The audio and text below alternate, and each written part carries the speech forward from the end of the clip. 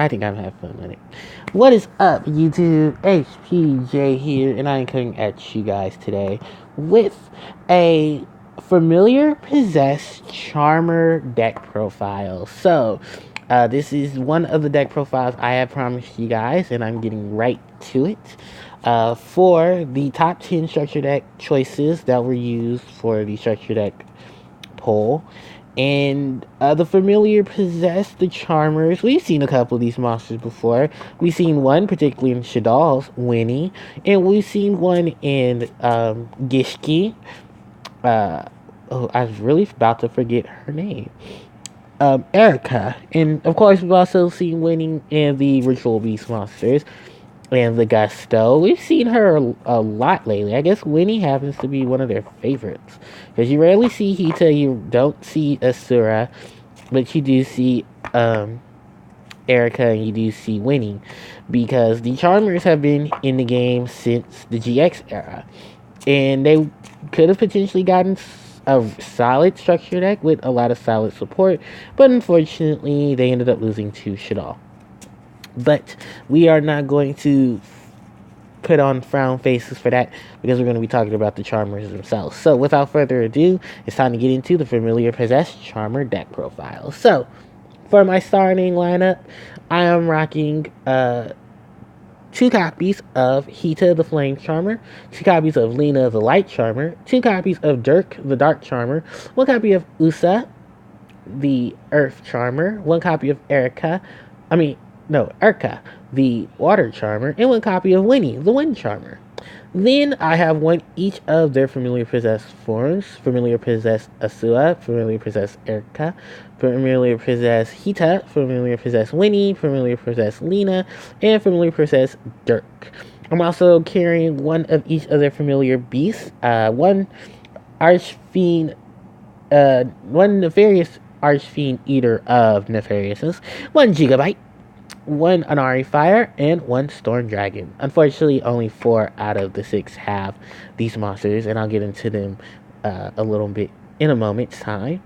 I'm running 2 copies of Droll and Lockbird and 2 copies of Ash Blossom and Joyous Spring. So that's pretty much it for the monsters. For the spells, I'm rocking 2 copies of Possess Awakening, 2 copies of Secret Village of the Spellcasters, 2 copies of Terraforming, 2 copies of Pot of Extravagance, and 2 copies of Magical Dimension. For these traps, I'm running 2 copies of Unpossessed, 2 copies of Solemn Strike, 1 copy of Solemn Judgment, and 1 copy of Solemn Warning. That is my main deck. For my extra, I'm rocking Hita the Flame Charmer Ablaze, Windy the Wind Charmer Verdant. 1 copy each of the Nightmare monsters. We have Nightmare Cerberus, Nightmare Mermaid, Nightmare Phoenix, and Nightmare Unicorn. For next up, we have 1 Underclock Taker, 1 Saryuja the Skull Dread, 1 Barrel Sword Dragon, 1 Barrel Low Dragon, and 1 Gaga Cowboy. So this deck itself is going to be centered around the effects of the Charmers. The Charmers have the ability to take control of a monster of their respective attribute. You take control of a monster or their attribute when they're flipped through their effects. But they have to stay on the field, which isn't too bad of an issue. However, destruction effects are a thing. Monsters being destroyed in battle, and luckily enough, they have some support to help them. I am running 2 copies of Pacific ones because of how Pacific decks are ran here in the format. Mainly because you can deal with fire thanks to Hita. You have Lena to deal with light. You have Dirk to deal with dark. Era to deal with water. Asua to deal with earth, and Winnie to deal with wind. Now, if you're not too familiar with their possessed forms, the ability of the possessed forms is simple. Take 1 monster of their respective attribute, take their respective charmer, send those monsters from the field to the graveyard. You can just summon that monster from either your hand or your deck. That's right. It is a rare occasion that you get a monster who can summon itself from the deck without having to be present, just by sending the monsters of its attribute and its charmer to the graveyard to special summoning. When they're special summoned this way, they inflict piercing damage to your opponent. These monsters have not actually been updated at all since the time of their release. And I also believe any tins that they were featured in, or any special sets they were featured in. But unfortunately, the only ones who did get any updates were Lena, the Light Charmer, and Familiar Possessed Lena and Familiar Possessed Dirt, because these two came at the later end of the 5Ds era and sometime within the Zexal era. I don't remember the specific sets themselves, and then they didn't really see much more till Unpossessed, which is one of their this first trap card that they have access to. So it is very crazy how the game stretched this long with having these monsters. And so let's actually talk about the monsters they have around them. So the Charmers are all Spellcaster, which is why you see stuff like Secret Village of Spellcasters and Magical Dimension to give them that additional magical boost. You can also try cards like Wonder Wand. You can fit in a couple of the Spellbook spell cards as well, like Spellbook of Power. You can go for Wisdom to go into Knowledge, so you can activate. No, you have the Secrets to go into Master, to go into Power, or to go get Wisdom through a secret effect. It's like the range of support this deck has can just expand because of how many spellcaster type archetypes there are and how much support they can give to each other. Just by saying, if you're a spellcaster, insert effect here. So cards like Magical Dimension and Secret Village tend to be their biggest asset. Now, let's actually go back to the familiar possessed monsters themselves. So they're each being possessed. Well, they each have a familiar that's assisting them. Hita has Foxfire. Winnie has Petite Dragon. Lena has Happy Lover. Dirk has Megabat.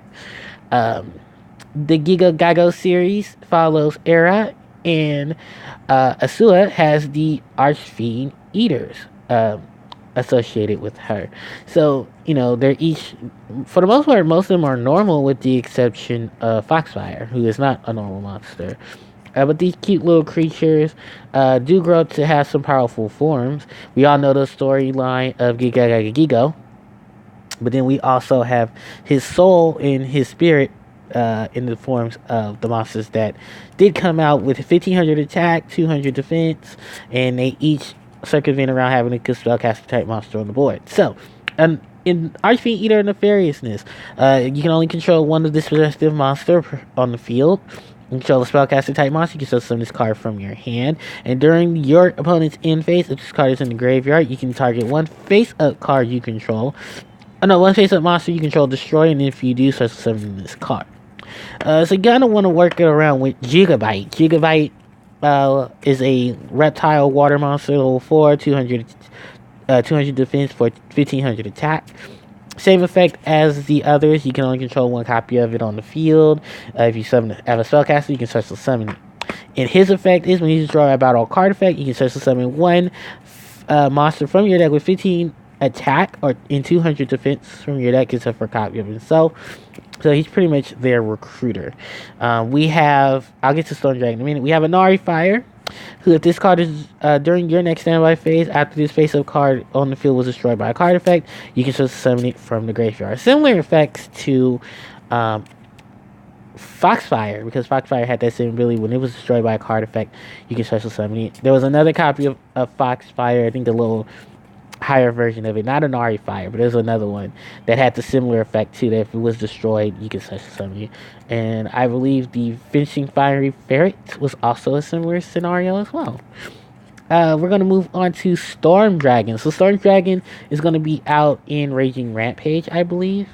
This is the possessed form of Petite Dragon. And his effect reads, if this card you control is destroyed by battle card effect and sent to the graveyard, you can target one of your 1500 attack, 200 defense monsters in your graveyard, except for a Storm Dragon, and special summon it. So this is pretty much the monster that gets them from the grave. You have Gigabyte to get them from the deck. Anari Fire and Archfiend Eater have respective effects if they are in the graveyard. One will destroy a monster such as summon itself, and if one is destroyed, it will have the ability to summon itself. I put one of each of these in here because I wanted some additional monsters. Um, of course, to go with the charmers themselves, in case I want to go into their familiar possessed forms and take advantage of those 1800 attackers who are going to be doing a ton of damage.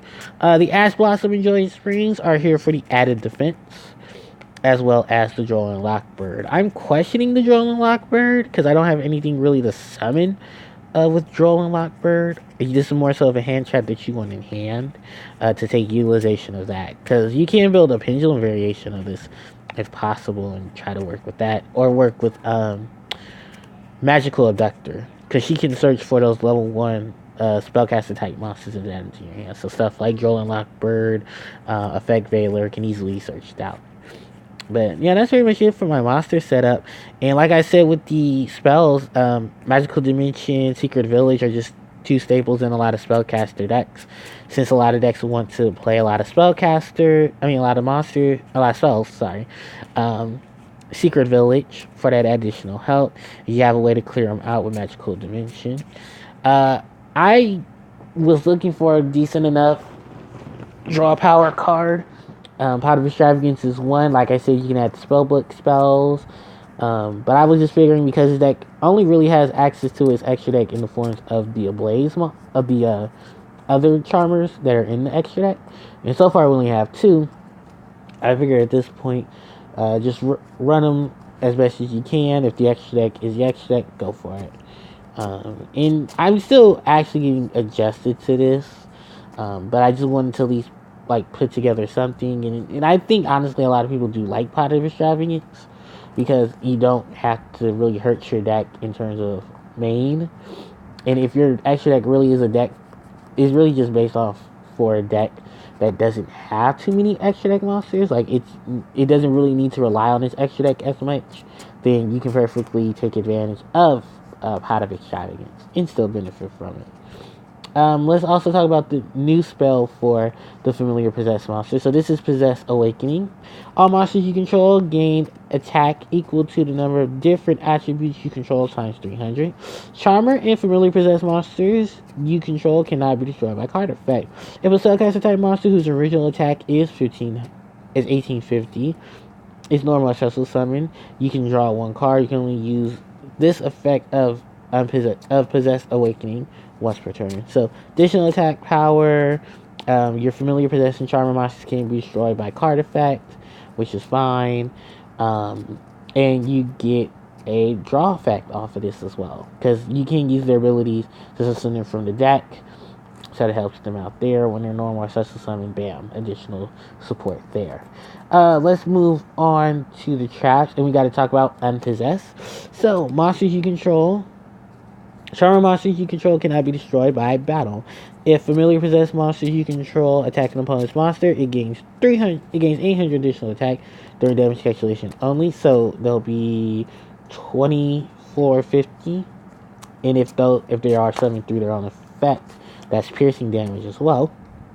And then if monsters you control is destroyed by battle or card effect, you can summon one Spellcaster type monster with 1500 defense from your deck, whose original attribute is different from the one that was destroyed on the field, in either face up attack position or face down defense position. And you only use the effect of Unpossessed once per turn. So it's pretty much a searcher for the charmers. It protects them from being destroyed by battle. It allows you to utilize their effects, and gives the possessed monsters that additional 800 during damage calculation. So it's a ton of support here between both the spell and the trap for the charmers, so that they can be destroyed by battle or card effect, so they can utilize their effects promptly. And then I added Solemn Brigade just because I wanted that additional defense. And then the extra deck itself, so let's talk about that. So Hita, the Flame Charmer Ablaze, and Winnie, the Wind Charmer Verdict, are pretty much just the link variations of their monsters. They practically do the exact same thing. For their summon, you just need two monsters, but they must include one monster of their respective attribute. This monster is treated as a familiar possessed card. You can target a wind monster in your opponent's graveyard, special summon it. In like Hita, if you you select a fire monster in your opponent's graveyard, special summon it. All to the Zoin these cards point to. If this link summon card was destroyed by battle or card effect while it's in its owner's possession, you can add one monster of your respective attribute with 15 or less defense from your deck to your hand, and you only use each effect of the respective charmer once per turn. So, pretty much they're a Witch of the Black Forest. They have a monster special summon of their respective attribute and puts the monster in the zone they point to. Like, these aren't bad monsters, but they're just very generic. There's no real upside to them, but luckily enough, with their own respective attributes, their own respective typings, and stuff like that, they have that additional bonus and additional support. And like I said, it was really easy just to put multiples of these in here because the other 4 attributes don't have one yet. And in Pot of Extravagance, can at least hit them in multiples if they're not needed. Of course, we do have the Nightmare Engine. We have Nightmare Cerberus, Nightmare Mermaid, Nightmare Unicorn, Nightmare Phoenix. The Nightmare Engine, as crazy as it seems, it slowly drops time and time after again. But I think just the biggest contenders, of course, are Unicorn, Phoenix, and Cerberus, just because of the fact of how utilized they are, how amazing they are in setup, and how just really good they are with other monsters that they co-link with. We move on from them. Of course, we talk about the big 3. I'm sorry, we forget about Underclock Taker. But Underclock Taker, honestly, is just here just to be a filling type monster. Just because he doesn't really require anything except for effect monsters, and he can alter stats as well. But let's move on to the big 3, and of course that is Seryuja, Skull Dread, Barrel Sword Dragon, and Barrel Load Dragon. 3 of these games' biggest monsters in terms of the extra deck, in terms of link summoning. You know, Firewall wasn't too bad of a monster himself. You know, the more these Link 4s come out, they do have a good circulation around themselves, so they have really amazing effects. Just, one balancing out with the other, and the other one balancing out, and then you just have a ton of support from those monsters in terms of generic setup and generic themes. I do believe they all need respective amounts of monsters for their summons, mainly effect monsters, so try to be careful with the tokens. I think Seryuja is the only one out of the 4 that can use tokens, as long as they don't all share the same name. But, yeah, they all have their own respective effects, all amazing overall. And then I slashed in the one Cowboy, and the one Cowboy was literally slashed in here because of the fact that we did have the level 4s, and I wanted to take advantage of them as I possibly could. And because of effects like an Archery Eater and Nefarious, having it sent to the graveyard with ease, it wasn't too hard of an issue there. So that's pretty much it for the Familiar Possessed Charmer deck. Definitely let me know what you guys think about this, because this was just, like I said, this is a deck I put together. I don't know if I'll ever come back to it, unless like it gets some definitely big and solid support all at once. It is a lot of good ideas in theory, and I do see where they're going with it, and overall I can see the potential, but it's going to take a minute. So let me know what you guys think. Don't forget to like, comment, share, and subscribe. Thank you guys so much for watching. I will catch you guys next time. HCJ signing out. Take care.